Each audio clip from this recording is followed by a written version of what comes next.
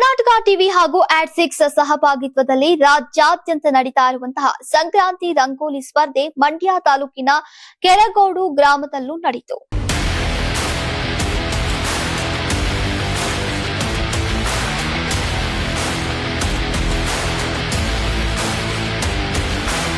ಗ್ರಾಮದ Gowrishankar charitable trust, Shaneshwara ಸ್ವಾಮಿ ಟ್ರಸ್ಟ್ನ ಸಹಕಾರದೊಂದಿಗೆ ಶನೇಶ್ವರ ಸ್ವಾಮಿ ದೇವಾಲಯದ ಆವರಣದಲ್ಲಿ ನಡೆದಂತಹ ಸ್ಪರ್ಧೆಯಲ್ಲಿ 20ಕ್ಕೂ ಹೆಚ್ಚು ಮಹಿಳೆಯರು ಭಾಗವಹಿಸಿದ್ರು. ಸ್ಪರ್ಧೆ ಸಂಜೆ 4 ಗಂಟೆಗೆ ಆರಂಭವಾಗಿ ಸಂಜೆ 5:30ಕ್ಕೆ ಮುಕ್ತಾಯವಾಯಿತು. ಭಾಗವಹಿಸಿದ ಎಲ್ಲರಿಗೂ 1.5 ಗಂಟೆ ಸಮಯಾವಕಾಶವನ್ನ ನೀಡಲಾಗಿತ್ತು. ಸಂಕ್ರಾಂತಿ ಹಬ್ಬದ ಅಂಗವಾಗಿ ನಡೆದಂತಹ ಈ ರಂಗೋಲಿ ಸ್ಪರ್ಧೆಯಲ್ಲಿ ಸಂಕ್ರಾಂತಿ ಹಬ್ಬಕ್ಕೆ ಸಂಬಂಧಿಸಿದಂತಹ ರಂಗೋಲಿಗಳನ್ನ ಹಾಕಲಾಗಿತ್ತು.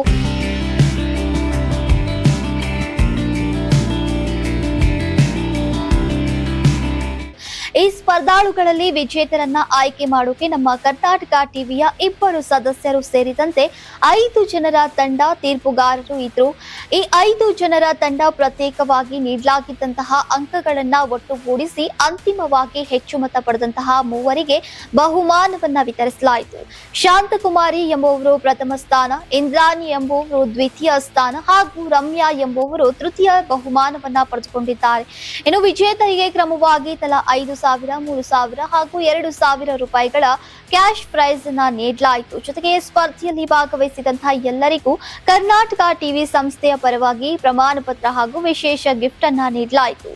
ಕರ್ನಾಟಕ ಟಿವಿಯ ಮುಖ್ಯಸ್ಥರಾದಂತಹ ಶಿವಕುಮಾರ್ ಅವರ ನೇತೃತ್ವದಲ್ಲಿ ನಡೆದಂತಹ ಈ ಕಾರ್ಯಕ್ರಮ ಅಭೂತಪೂರ್ವ ಯಶಸ್ಸನ್ನ ಕಂಡಿತು.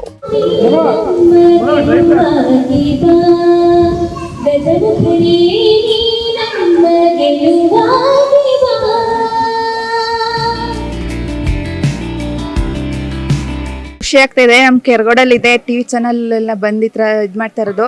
ನಾವು ಪ್ರೋತ್ಸಾಹ ಮಾಡೋಣ ಅಂದ್ಬಿಟ್ಟು ಬಂದಿದ್ದೀವಿ. ನಮಗೆ ಬಿಡ್ಸಕ್ ಭಯ. ಫ್ರೆಂಡ್ಸ್ಗಳು ಬಂದಿದ್ದಾರೆ, ನಮ್ಮ ಅಕ್ಕ ಬಂದಿದ್ದಾರೆ, ಅವ್ರಿಗೆ ಪ್ರೋತ್ಸಾಹ ಮಾಡೋಣ ಅಂದ್ಬಿಟ್ಟು ನಾವು ಬಂದಿದ್ದೀವಿ.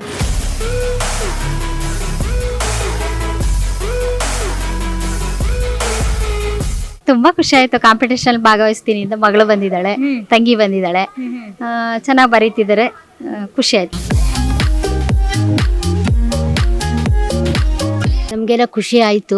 ಸೊಸೆ ಮಾಡ್ಬೇಕು ಅಂತ ಬಂದವ್ರು ಹಾಕ್ಬೇಕು ಅಂತ, ನಮಗೂ ಚೆನ್ನಾಗಿ ಹಾಕ್ಲಿ ಅಂತ ನಾವು ಹಾರೈಸ್ತೀವಿ. ತುಂಬ ಖುಷಿ ಆಗ್ತಾ ಇದೆ. ನಮ್ಮಲ್ಲಿ ಗ್ರಾಮೀಣ ಪ್ರದೇಶದಲ್ಲಿ ಹೆಂಗಸರು ಹೊರಗಡೆ ಬಂದು ಕೆಲಸ ಮಾಡೋದು ತುಂಬ ಕಷ್ಟ. ಅದರಲ್ಲೂ ಒಂದು ಮೀಡಿಯಾ ಜೊತೆ ಅವರು ಇದು ಮಾಡ್ತಿರೋದು ತುಂಬ ಖುಷಿ ಅನ್ನಿಸ್ತಾ ಇದೆ. ಮೊದಲಿಗಿನ ಇವಾಗೆಲ್ಲ ತುಂಬ ಇದಾಗಿ ಮಾಡ್ತಾ ಇದ್ದಾರೆ. ಅವಾಗ ನಾವೇದು ಹೊರಗಡೆಗೆ ಬರ್ತಾನೆ ಇರಲಿಲ್ಲ. ನಾನಿದೆ ಫಸ್ಟ್ ಟೈಮ್ ಬಂದಿರೋದು. ಅದೊಂದು ನನ್ನ ಸೊಸೆ ಚೆನ್ನಾಗಿ ಬಿಡಿಸ್ತಾರೆ, ಬಂದಿದ್ದಾರೆ ಭಾಗವಹಿಸೋಕ್ಕೆ. ರಂಗೋಲಿ ಅಂತಂದರೆ ಮನೆಯಲ್ಲಿ ಅದು ಒಂದು ದೇವ್ರದ್ದು ಸಂಕೇತ ಇದ್ದದಂಗೆ. ರಂಗೋಲಿ ಮನೇಲಿ ಹಾಕಿದ್ರೆ ಯಾರಾದರೂ ಇದ್ದಾರೆ, ಮನೆ ರಂಗೋಲಿ ಹಾಕಲಿಲ್ಲ ಬಾಗಿಲಲ್ಲಿ ಅಂದರೆ ಇವ್ರ ಮನೇಲಿ ಯಾರೂ ಇಲ್ವೇನೋ ಅಂತ ಅಂದ್ಕೊಳ್ತಾರೆ. ಆಮೇಲೆ ನಾವು ತಿಳಿದಿರೋದು ಮಟ್ಟಿಗೆ ಅಂದರೆ ನಾನು ಸಾಮಾನ್ಯವಾಗಿ ರಾತ್ರಿನೇ ಹಾಕಿಬಿಟ್ಬಿಡ್ತೀನಿ. ಯಾಕೆ ಅಂದರೆ ದೇವ್ರುಗಳ 5 ಗಂಟೆಲಿ ರೌಂಡ್ಸ್ ಹೋಗಿರ್ತಾರಂತೆ, ಅದನ್ನ ನೋಡ್ಬಿಟ್ಟು ಇದು ಮಾಡ್ತಾರೆ ಅಂತ ಅಂದ್ಬಿಟ್ಟು ನಮಗೆ ಒಂದು ಆ ಪದ್ಧತಿ ಒಬ್ಬರು ಗುರುಗಳೇ ಹೇಳ್ಕೊಟ್ಟಿದ್ರು. ಆ ಥರ ಆ ರೀತಿ ನಾನು ರಾತ್ರಿ ಟೈಮೇ ಹಾಕ್ಬಿಟ್ಬಿಡ್ತೀನಿ. 10-11 ಗಂಟೆ ಮೇಲೆ ಹಾಕ್ಬಿಟ್ಬಿಡ್ತೀನಿ. ಬೆಳಿಗ್ಗೆ ಎದ್ದು ಬೇಗ ಹಾಕೋಕ್ಕಾಗದೇ ಇದ್ದಾಗ ಆ ರೀತಿ ಮಾಡ್ತೀವಿ. ಈಗ ಪ್ರತಿದಿನ ರಂಗೋಲಿ ಈ ಥರ ಬಿಡ್ತೀರಾ?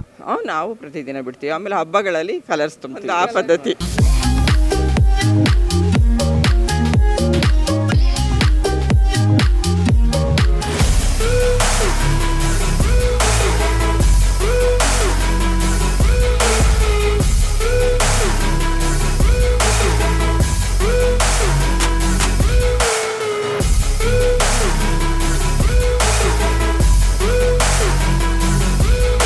ತುಂಬ ಖುಷಿ ಆಯ್ತೈತೆ ಮೇಡಮ್. ನಾನು ಯಾವತ್ತೂ ಯಾವ ಕಾಂಪಿಟೇಷನಲ್ಲೂ ಭಾಗವಹಿಸಿಲ್ಲ, ಇದೇ ಫಸ್ಟ್ ಟೈಮ್ ನಾನು ಭಾಗವಹಿಸಿರೋದು. ಸ್ಪರ್ಧೆ ಅಂದಮೇಲೆ ಗೆಲುವು ಸೋಲು ಉಂಟು. ನನಗೆ ಬರಬೇಕು ಅನ್ನೋ ಮನೋಭಾವದಿಂದ ನಾವು ಬರಲಿಲ್ಲ. ಯಾರಿಗಾದ್ರೂ ಬಂದರೂ ಸಂತೋಷನೇ. ಅದ್ರಲ್ಲಿ ನನಗೆ 2ನೇ ಸ್ಥಾನ ಬಂದಿದೆ. ಖಂಡಿತ ಖುಷಿ ಪಡ್ತಾ ಇದ್ದೀನಿ ಮೇಡಮ್. ಆದ್ರೂ ನನಗೆ ಈ ಥರ ಫಸ್ಟ್ ಮೊದಲನೇ ಬಹುಮಾನ ಬರುತ್ತೆ ಅಂತ ನಾನು ಅನ್ಕೊಂಡಿರ್ಲಿಲ್ಲ.